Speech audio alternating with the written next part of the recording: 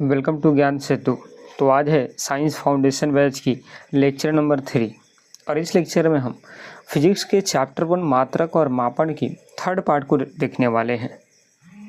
तो यदि आप किसी भी कॉम्पिटिटिव एग्जाम्स की तैयारी कर रहे हैं तो ये लेक्चर आपके लिए बहुत इंपॉर्टेंट है। चीज़ों को साथ साथ देखिए, आप समझिए, अपना नोट्स बनाइए, रिवीजन करिए। डेफिनेटली आपको यहाँ से फ़ायदे देखने को मिलेंगे। तो पिछले के लेक्चर में हम लोगों ने वहाँ पर कंप्लीट करा था मूल मात्रक के बारे में और व्युत्पन्न मात्रक के बारे में। आइए हम उससे आगे बढ़ते हैं और हम यहाँ पर समझते हैं 10 के घात के बारे में। क्या आप देखते हैं बहुत से 10 के पावर 1 होता है, 2 होता है और 3 होता है, 6 होता है। तो इसको क्या बोलते हैं? देखिए, भौतिकी में ये घात का क्या महत्व होता है? तो भौतिकी में बहुत छोटी जैसे नाभिक का आकार हो और बहुत बड़ी जैसे तारों के बीच की दूरी हो इत्यादि के मानों को अगर मापना होगा तो उसके 10 के घातों में हम व्यक्त कर सकते हैं।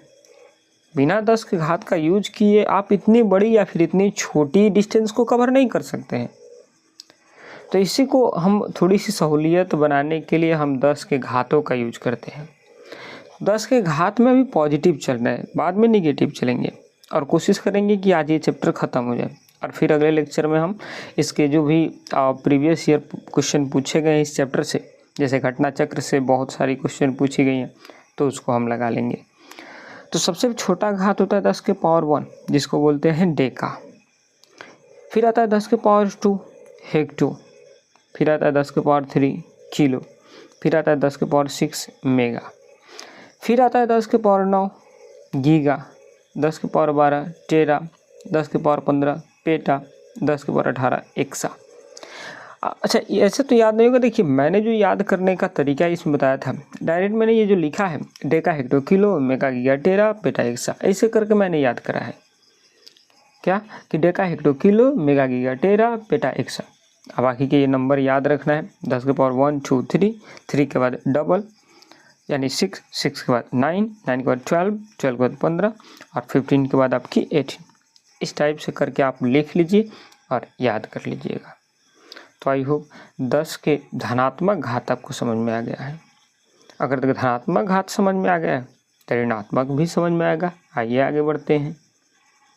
तो अब आता है 10 के ऋणात्मक घात। तो 10 के ऋणात्मक घात में जिस तरह हमने बताया था deca hecto kilo mega giga tera peta exa, उसी तरह से हमने इसको भी याद करा था deci centi milli, micro nano pico, femto atto, ऐसे करके। बाद में जैप्टो भी होता है, लेकिन बस इतना ही जान लीजिए। क्या? Deci centi milli, micro nano pico, femto atto, बस। तो डेसी का मतलब 10 के पावर -1, सेंटी 10 के पावर -2, मिली 10 के पावर -3, माइक्रो 10 के पावर -6, नैनो 10 के पावर -9, पिको 10 के पावर -12, फेम्टो 10 के पावर -15, एटो 10 के पावर -18। तो आई होप आपको 10 के पावर कुछ समझ में आ गए। याद कर लीजिएगा बस इसको। तो कॉपी में आप इसको एक कॉलम बनाकर लिख लीजिए। एक तरफ लिखिए 10 के ऋणात्मक घात, एक तरफ धनात्मक घात, और इसको ऐसे करके आप लिख लीजिए और इसको याद कर लेंगे। आई होप आपको 10 के घात आपको समझ में आ गया। तो ये कई सारी दूरियों को हमारी मापने की एक यूनिट थी, लेकिन इतना ही यूनिट से काम नहीं चलता है। हमारे यहाँ पर दूरियों को मापने के लिए, लेंथ को मापने के लिए कई सारी और यूनिट भी कार्य करती है। जैसे आपने सुना होगा प्रकाश वर्ष, आपने सुना होगा पारसेक, ये सब चीज़ें सुने होंगे। तो आइए हम कुछ अन्य मात्रकों के ऊपर भी बात कर लेते हैं। तो दूरी मापने के कुछ अन्य मात्रकों में पहला तो आता है हमारा खगोलीय यूनिट, खगोलीय इकाई। मतलब खगोलीय इकाई क्या होती है? यह दूरी का वह मात्रक है जो सूर्य और पृथ्वी के बीच की मध्य दूरी कहलाती है। सन है और अर्थ है, इसके बीच की दूरी को ही हम जिसमें मापते हैं वही हमारा एस्ट्रोनॉमिकल यूनिट कहलाती है। ये बताती है कि लगभग सूर्य से पृथ्वी की दूरी 15 करोड़ किलोमीटर, ध्यान में रखिएगा। और एक एस्ट्रोनॉमिकल यूनिट होता है 1.495 × 10⁻11 मीटर होता है। तो एक खगोलीय इकाई कितनी होती है? 1.495 × 10⁻11 मीटर। तो आई होप खगोलीय इकाई समझ में आया। दूसरा आता है प्रकाश वर्ष। क्या होती है प्रकाश वर्ष?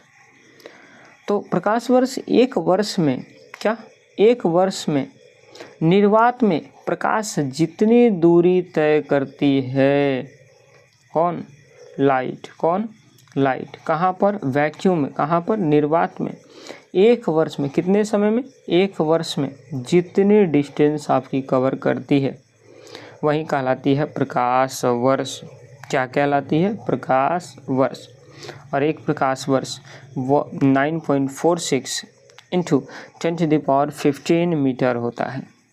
एक प्रकाश वर्ष 9.46 इंटू 10⁻15 मीटर होता है।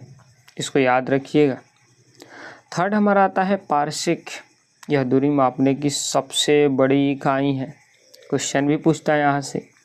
1 पारसेक में 3.08 इंटू 10⁻16 मीटर होता है।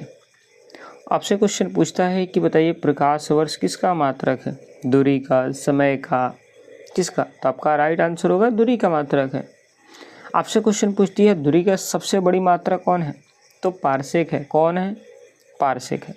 तो सबका डेफिनेशन आपको क्लियर रहना चाहिए और मान कितना होता है ये दोनों क्लियर रहना चाहिए। इतना अगर क्लियर हो गया हो तो हम आगे की तरफ बढ़ रहे हैं। तो हमने अभी क्या पढ़ा? हमने पारसेक के बारे में पढ़ा, हमने लाइट ईयर के बारे में पढ़ा और हमने खगोलीय इकाई के बारे में पढ़ा।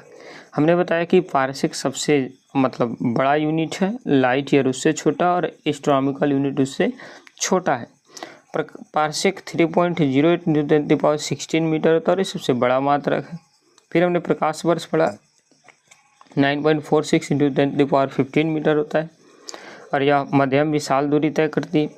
खगोलीय इकाई 1.495 इंटू 10⁻11 मीटर होता है और पृथ्वी सूर्य के बीच की ये दूरी होती है। आई होप आपको इतनी चीज़ें क्लियर हो गई। चलिए आइए अब हम लंबाई की कुछ अन्य मात्रक की बात करते हैं। इसमें बस आपको याद रखनी है चीज़ें। यहाँ पर कोई, ये सिर्फ आपकी एक डेटा है। डेटा बेसिस चीज़ें भी एग्ज़ाम में पूछती हैं कन्वर्ट करने के लिए। जैसे पूछती है 1 किलोमीटर में कितना मीटर होता है? 1000 मीटर। इसमें कौन सी समझाने वाली बात आपको याद रखनी है। 1 माइल में कितनी होती है? 1.60934 किलोमीटर होता है। एक नाविक मील कितनी होती है? 1.852 किलोमीटर होती है। एक खगोलीय इकाई ये हमने आपको बताया है। प्रकाश वर्ष ये भी बताए हैं। पारसेक ये भी बताए हैं। ठीक, आइए आगे। अब हम द्रव्यमान की कुछ अन्य मात्रा की बात कर लेते हैं। जैसे पहला आता है औस, 28.35 ग्राम होता है। पाउंड 16 औस यानी 453.52 ग्राम होता है। 1 kg 2.205 पाउंड होता है। एक क्विंटल 100 kg होता है। एक मीट्रिक टन 1000 kg होता है। फिर आगे बढ़ते हैं हम। फिर आता है हमारा समय के कुछ मात्रक में। जैसे 1 मिनट में 16 सेकेंड, 1 घंटे में 60 मिनट या 3600 सेकेंड, एक दिन में 24 घंटे होते हैं, एक सप्ताह में 7 दिन होते हैं। एक चंद्रमास 4 सप्ताह को कहा जाता है। एक सौर मास 30 या 31 दिन या फरवरी में 28-29 दिन को कहा जाता है। एक वर्ष 13 चंद्रमास 1 दिन और 12 सौर मास को कहा जाता है। एक लीप वर्ष 366 दिन को कहा जाता है। तो ये तो डेटा बेसिस चीज़ें हैं, तो इसको तो आपको याद रखनी है। ठीक, अब बात करते हैं हम क्षेत्रफल से संबंधित। तो 1 एकड़ में 4840 वर्ग गज होता है या फिर 43560 वर्ग फुट होता है या फिर 4046.94 मीटर होता है। 1 हेक्टेयर 2.5 एकड़ होता है। 1 वर्ग किलोमीटर 100 हेक्टेयर होता है। 1 वर्ग मील 2.6 वर्ग किलोमीटर होता है। फिर आगे आयतन की कुछ मात्रक में हम लीटर 1000 घन सेंटीमीटर को 0.2642 मीटर कहा जाता है। 1 गैलन 3.785 लीटर के बराबर होता है। फिर आपकी अगला यूनिट। तो आई होप आपको उतनी चीज़ें क्लियर हो गई। वो सिर्फ आपकी एक डेटा बेसिस चीज़ें थी जिसको आपको नोट करना और याद करना है। याद कर लीजिए तो छोड़ दीजिए। लेकिन अब जो आएगी ये इम्पोर्टेंट है। आपने बीमारी के बारे में सुना होगा, अगर नहीं भी सुना तो आपने सुना होगा M0 LT0 ऐसे करके सुने होंगे आप। तो विमाई क्या होती है? जब भी आप यांत्रिकी पढ़िएगा तो लंबाई, द्रव्यमान व समय को L, M और T के माध्यम से संकेत किया जाता है। और जब किसी राशि को L, M, T के फॉर्मेट में लिखा जाता है तो वही कहलाती है आपकी डायमेंशंस या फिर बीमाएँ। कि जब किसी राशि को LMT के फॉर्मेट में कन्वर्ट किया जाता है तो उसी को हम विमाएँ कहते हैं। तो आइए कुछ उदाहरण से समझ लेते हैं इसको। जैसे पहला बात करते हैं हम क्षेत्रफल। क्षेत्रफल की फॉर्मूला क्या होती है? लंबाई गुने चौड़ाई। तो लंबाई भी एक लेंथ है, तो लेंथ इसका क्या होता है? L, और चौड़ाई का भी L, यानी L स्क्वायर। कभी कभी इसको ऐसे लिखा रहता है M0 L2 T0। ये भी कुछ डायमेंशंस कई जगहों पर लिखा रहता है। M0 मतलब 0 पावर लगे, कुछ भी नहीं वैल्यू है, ठीक है, और कुछ भी नहीं L2। उसी तरह से आयतन का L3 होता है। इसी तरह से अगर आगे हम बढ़ें तो जैसे यहाँ पर आपकी घनत्व का होता है ML-3 होता है, चाल का LT-1 होता है। अभी बस इसे जान लीजिए, क्योंकि आगे जब हम पूरे फिजिकल क्वांटिटी को पढ़ेंगे, तो जब हम उसको पढ़ेंगे तो वहाँ पर हम उस फिजिकल क्वांटिटी का यूनिट भी जान लेंगे और डायमेंशंस भी जान लेंगे, और ये भी जान लेंगे क्योंकि इस प्रकार की क्वांटिटी है, वेक्टर क्वांटिटी है या फिर स्केलर क्वांटिटी है, तो ये भी हम वहाँ पर जान लेंगे। ठीक, अब आइए हमारे इस चैप्टर की अब सबसे लास्ट टॉपिक में हम लोग चल रहे हैं, विज्ञान के कुछ प्रमुख मापक यंत्र को लेकर के। तो हेडिंग लगा लीजिए, विज्ञान के प्रमुख मापक यंत्र। तो आइए चलते हैं यहाँ पर। जैसे इसमें पहला यंत्र आता है आपका, 1 मिनट ध्यान देंगे यहाँ पे। पहला यंत्र आता है आपका बैरोमीटर। कौन सा मीटर? बैरोमीटर। बैरोमीटर वायुमंडलीय दाब मापन के कार्य में यूज होती है। फिर आता है हाइग्रोमीटर, हवा में मौजूद आर्द्रता की माप के लिए, ह्यूमिडिटी की माप के लिए हाइग्रोमीटर का यूज करते हैं। थर्ड आता है एनीमोमीटर, ये हवा की गति और दिशा को मापने के लिए, विंड स्पीड एंड डायरेक्शन को मापने के लिए एनीमोमीटर का यूज किया जाता है।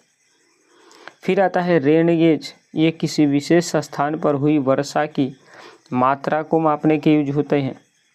फिर आपकी अगली आती है अमीटर। अमीटर क्या काम करती है? तो ये परिपथ में विद्युत धारा को मापने के लिए काम करती हैं। वोल्ट मीटर, ये दो बिंदुओं के बीच विभवांतर को मापने के कार्य में आती है।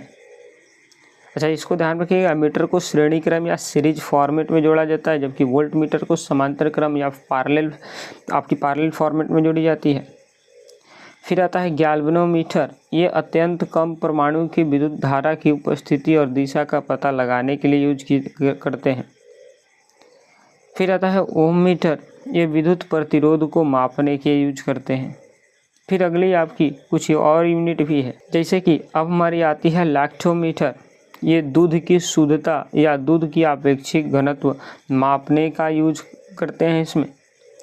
फिर आता है हाइड्रोमीटर, ये द्रव के आपेक्षिक घनत्व मापने के काम में आता है। फिर आता है ऑडियोमीटर, ये ध्वनि की तीव्रता मापने के कार्य में आता है। फिर आता है फैदोमीटर, ये समुद्र की गहराई मापने के कार्य में आता है। फिर अगली हमारी कुछ अन्य यूनिट भी है, जैसे स्फिग्मोमैनोमीटर, ये मानव शरीर के ब्लड प्रेशर को मापने के यूज करते हैं। फिर स्टेथोस्कोप, हृदय और फेफड़े की धड़कन के आवाज़ सुनने के लिए इसका उपयोग करते हैं। फिर आता है इलेक्ट्रोकार्डियोग्राम, हृदय की गति और उसकी विसंगतियों को मापने के लिए इसका यूज करते हैं। ठीक, तो इतनी हमारी यूनिट रही। अब कुछ लास्ट और यूनिट की बात कर लेते हैं, जैसे पायरोमीटर, ये उच्च तापमान को बिना छुए मापन के लिए विकिरण पर आधारित होते हैं। उच्च तापमान, हाई टेम्परेचर को मापने के लिए पायरोमीटर का यूज करते हैं। जैसे सूर्य का अगर तापमान मापना हो। सिस्मोग्राफ, भूकंप की तीव्रता को मापने के लिए सिस्मोग्राफ का यूज करते हैं। इसमें रिएक्टर स्केल मापा जाता है, ध्यान में रखिएगा। फिर आता है क्रोनोमीटर, ये जलयानों पर सही समय का पता लगाने के लिए इस आपकी यंत्र का यूज करते हैं।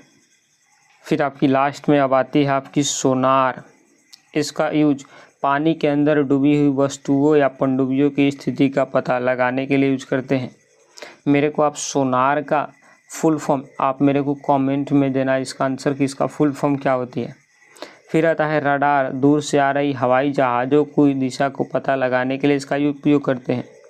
और इस रडार का भी आप मेरे को फुल फॉर्म कमेंट में इसका भी आंसर आप मेरे को देंगे। तो आई होप इतनी चीज़ें क्लियर हो गई। तो ये कुछ मेजरिंग इंस्ट्रूमेंट थी। इस कड़ी में लेकर के हमने इस चैप्टर को बहुत अच्छी तरीके से फिनिश कर दिया। अब कल एक और इसमें लेक्चर आएंगे जहाँ पर हम उस लेक्चर में पूरे इस चैप्टर से जितने भी प्रीवियस ईयर क्वेश्चन पूछी गई हैं एग्ज़ाम में, जैसे घटना चक्र को मैं लूँगा, अन्य सारी किताबों को लेकर के कंपाइलेशन करके एकदम बढ़िया क्वेश्चन निकाल करके तब आपको हम यहाँ पर कल 25 क्वेश्चन डिस्कस करेंगे। 25, 30, 35 जितना हो जाए उतना हम कल डिस्कस कर देंगे यहाँ पर।